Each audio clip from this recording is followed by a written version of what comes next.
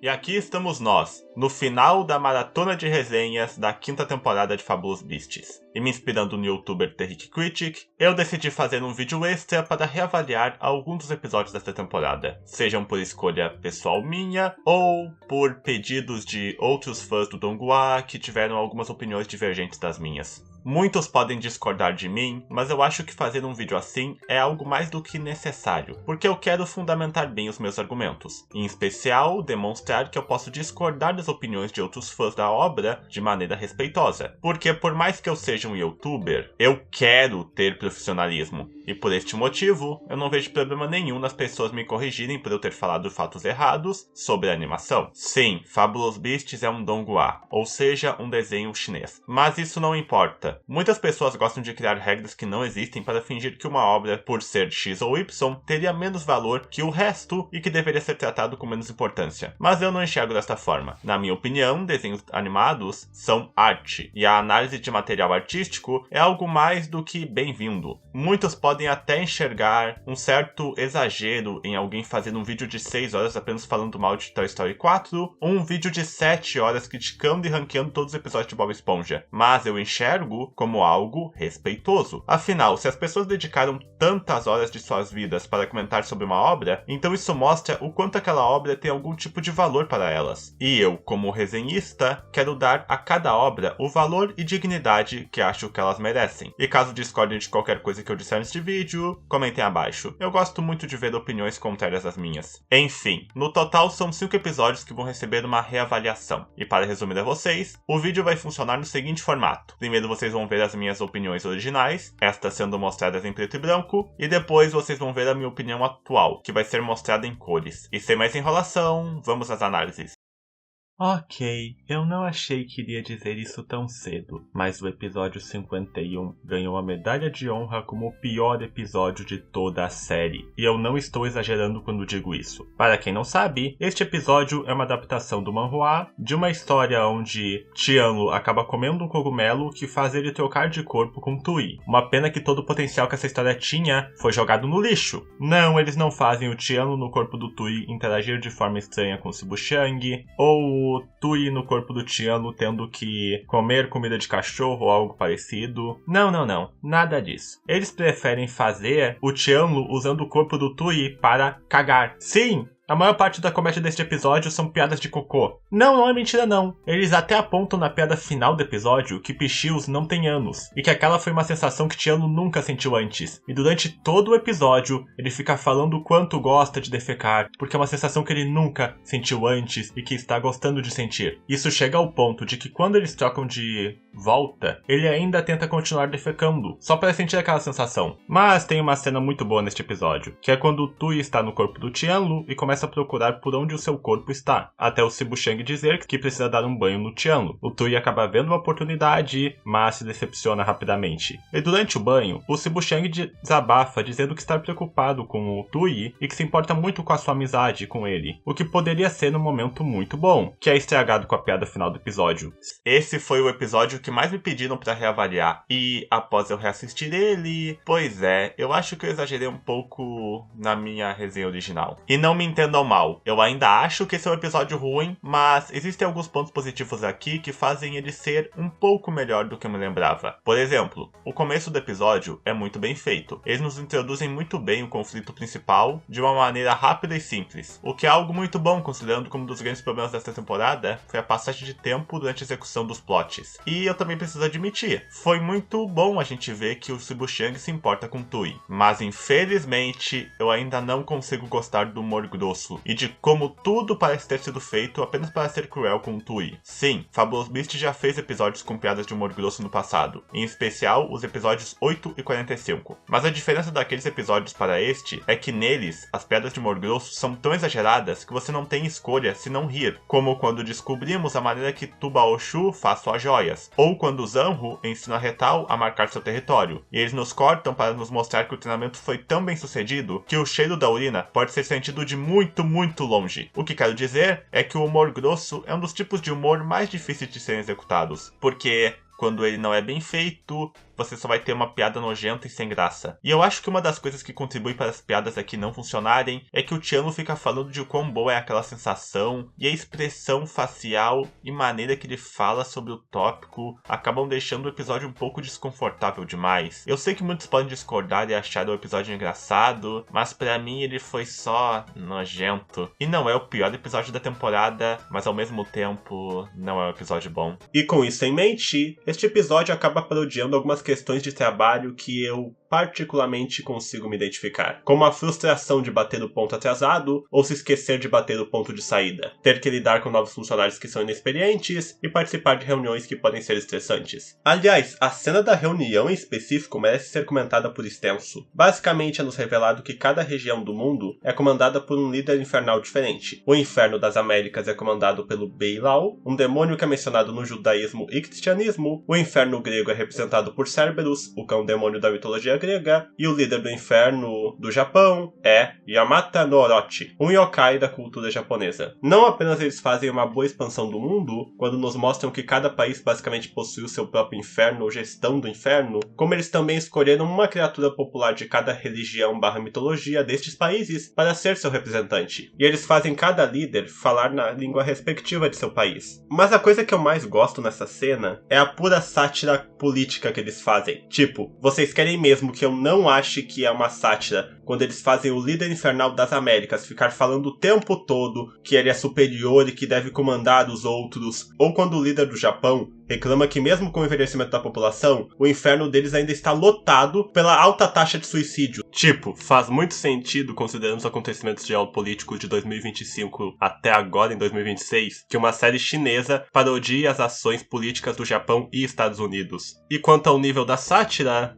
bem, eu diria que é muito engraçada, especialmente pelo esforço que eles colocaram só pra fazer essa simples piada. E eu acho que essa é a maior qualidade do episódio. As piadas são muito boas, sendo o episódio mais engraçado da temporada até agora. E quanto aos pontos negativos, algumas pessoas se incomodaram pela Kulou não ter aparecido, mas eu não acho ser um problema. Tipo, ela é meio que a filha adotiva do Jichin, mas ele ainda tem que ter os seus episódios próprios, sabe? O único problema que o episódio realmente tem é que eles adicionaram um novo personagem, Xiao Wangba. A alma de uma tartaruga que é basicamente o estereótipo de estagiário atrapalhado. Tipo, ele não faz nada de muito ruim, mas o design dele é genérico e o episódio não se beneficia muito com a presença dele. Depois que eu reassisti o episódio, eu não me incomodei tanto com o Xiao Wangba. O design do personagem ainda é genérico, e ele ser uma alma de tartaruga ainda é algo regional muito específico, mas ele não fez nada de muito irritante aqui. Na verdade, uma piada boa que fizeram com o personagem é que ele fica tentando dar coisas para os líderes comerem durante a reunião, algo que eu não notei da primeira vez que eu assisti. Tipo ele tentando oferecer capim pro Belial ou um rato para Yamata no Orochi. E assim como eu mencionei na minha resenha original, é muito fácil de se identificar com o Jichin nesse episódio, e a sátira política é muito bem feita. Em geral, é um episódio bom, que eu deveria ter dado mais créditos. Neste episódio, nós vemos que o chifre do Tianlu descascou e derreteu. E Sibu Shang explica que de século em século, os chifres dos pixius descascam e depois endurecem, e que durante este pequeno intervalo de tempo, o chifre fica mole e moldável. Eles tentam ajudar o Tianlu fazendo o chifre dele ficar em outros formatos, mas descobrem que o formato do chifre de um pixiu muda sua personalidade. Por exemplo, Tui faz o chifre ficar com o formato punk, e Tianlu fica muito revoltado e bravo com todo mundo. Então Fuzai decide fazer o chifre ficar com o formato fofo, e Tianlu começa a agir de maneira muito carinhosa com todos. É uma ideia muito criativa, que não apenas nos revela muito mais sobre a espécie do Tianlu, como também faz muito sentido com o resto da lore do Donghua, porque o Bishi possui um chifre com um formato diferente do de Tianlu, o que poderia explicar o motivo do irmão do Tianlu ser um pouco mais frio e realista do que ele. Mas aqui, eles abusam sim da estabilidade do Tianlu, mas dá pra ver que o Tianlu nem se importa com eles estarem usando ele, e ele só fica triste nos momentos finais do episódio porque acha que seu chifre nunca vai voltar a ser o que era. E eles poderiam ter acabado o episódio com alguma piada sádica, mas não. Nós temos um final satisfatório com o Bishi remodelando o chifre do Tianlu. E enquanto no episódio 6, o Sibu Shang só parece estar sendo ganancioso sem motivo, aqui eles dão uma pista no final de que o Sibu Shang sabia que o Bishi ia consertar o chifre do Tianlu no final do dia. dia, o que faz com que as ações dele não pareçam tão egoístas. Um pequeno detalhe que eu esqueci de mencionar é que durante a montagem das bestas usando o Tianlu, nós podemos ver que as câmeras do céu estão vendo tudo aquilo, o que contribui um pouco para o final satisfatório que o episódio tem. Tirando isso, eu ainda tenho a mesma opinião. É um episódio bom, não é um dos melhores, mas as piadas funcionam muito bem.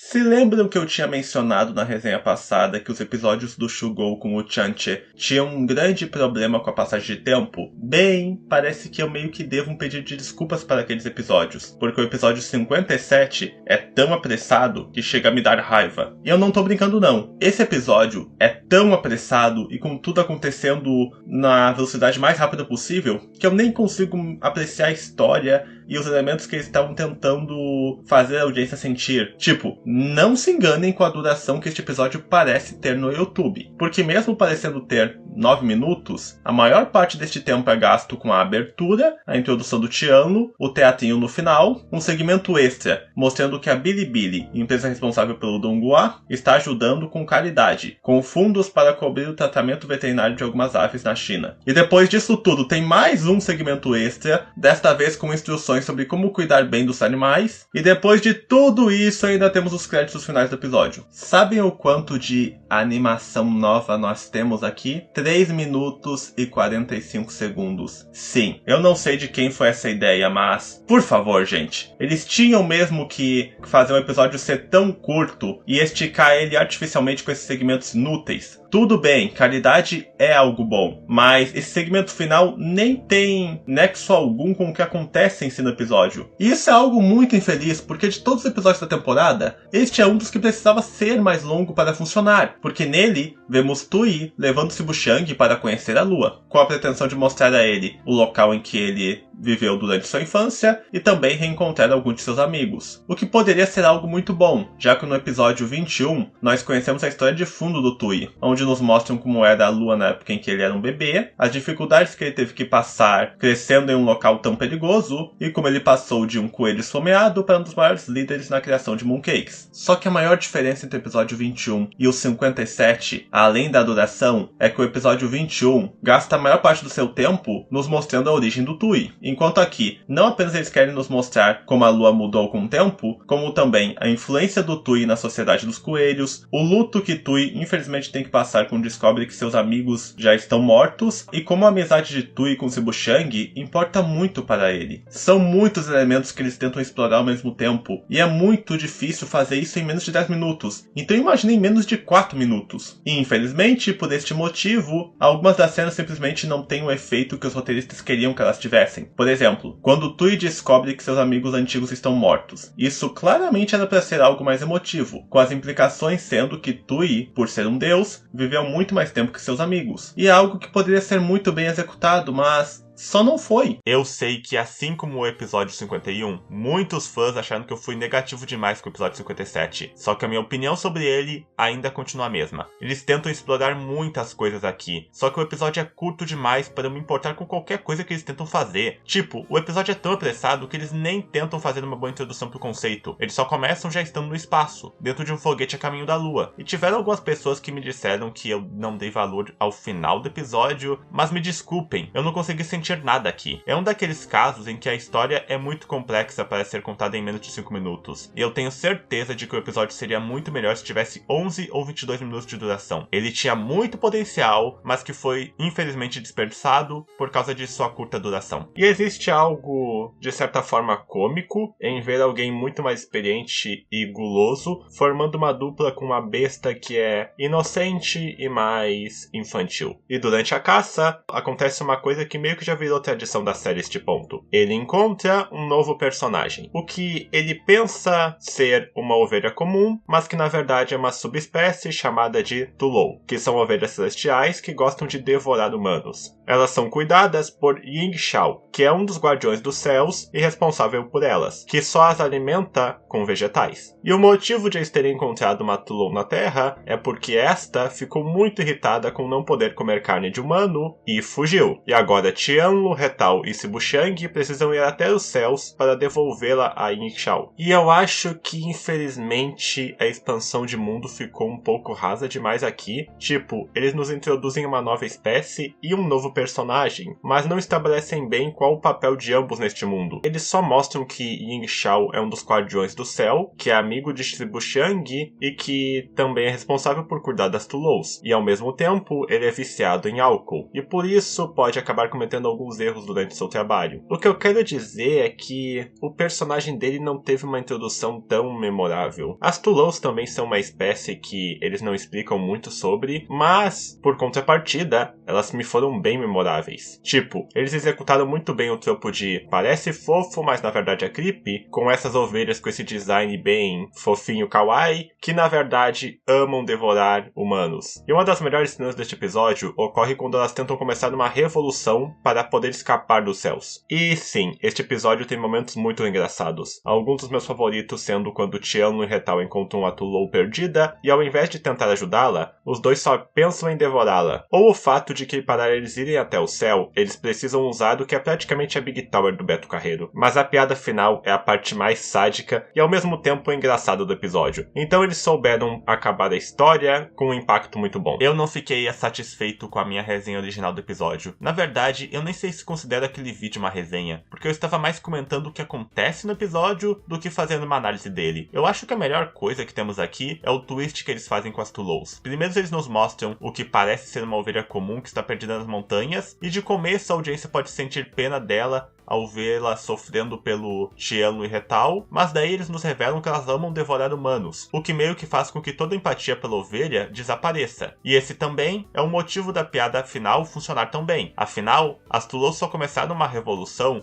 porque elas estão revoltadas por não conseguirem devorar humanos. Então, nós basicamente temos uma piada final que em qualquer outro contexto poderia parecer sádica, mas aqui é muito satisfatória e engraçada de se ver. Eu ainda concordo com o meu vídeo original sobre o Yingxiao sendo um personagem um pouco vazio, mas uma coisa que eu gostei e esqueci de comentar é que foi muito interessante ver um personagem que não apenas é pacífico, como também é muito simpático com nossos protagonistas. Não é o melhor episódio desta temporada, mas ele tem uma das gags finais mais arriscadas, sádicas e ao mesmo tempo engraçadas que a série já fez este ponto. Então eu diria que existem motivos suficientes para reassistir este episódio.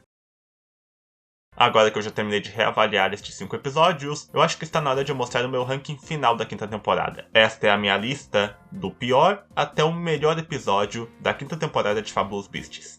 Número 12, episódio 57. Número 11, episódio 51. Número 10, episódio 53. Número 9, episódio 54. Número 8, episódio 59. Número 7, episódio 58. Número 6, episódio 55. Número 5, episódio 49. Número 4, episódio 52. Número 3, episódio 50. Número 2, episódio 56. E número 1, episódio 60.